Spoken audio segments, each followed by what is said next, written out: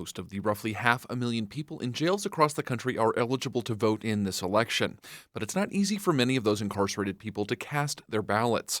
The Mountain West News Bureau's Rachel Cohen reports on a Colorado effort that's starting to turn that around.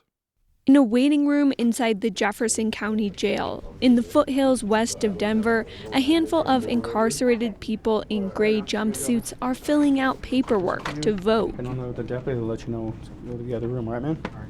A sheriff's deputy brings them to check in with election volunteers. So he is good and eligible to vote.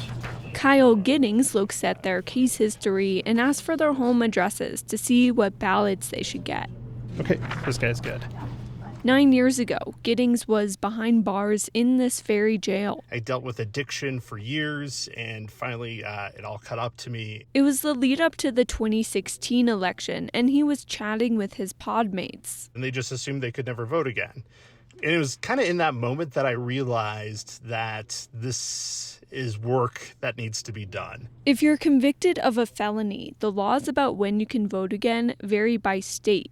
Many people in jail, though, are awaiting trial. They haven't been found guilty, or they're serving misdemeanor sentences, so they're still eligible.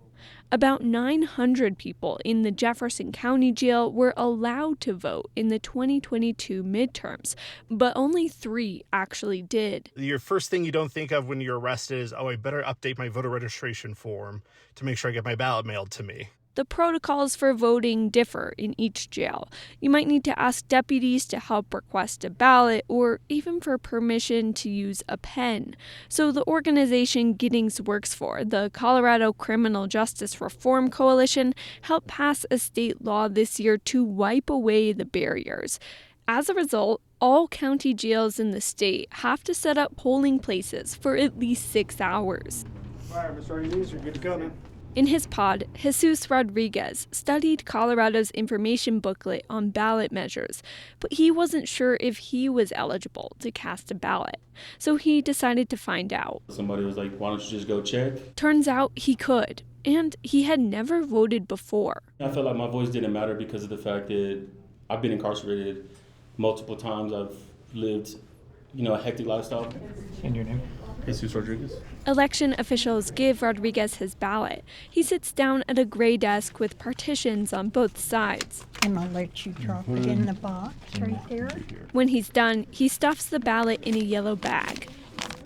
Very good. Yep. Thank you, guys.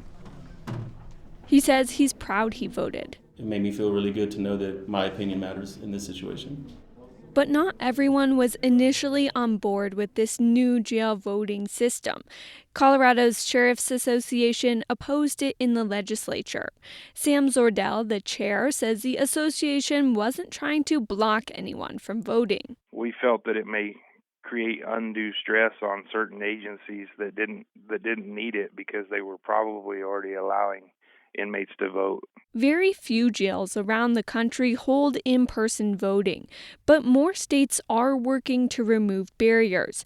A new law in Nevada requires jails to have a plan, and advocates in Arizona are helping people determine their eligibility. In the Jefferson County Jail, the efforts are making a big difference. More than 300 inmates have voted so far in this election. County Clerk Amanda Gonzalez oversees elections. She says this is progress compared to the 3 people who voted 2 years ago. Our democracy is just so much stronger when we have everyone's voices. For the Mountain West News Bureau, I'm Rachel Cohen.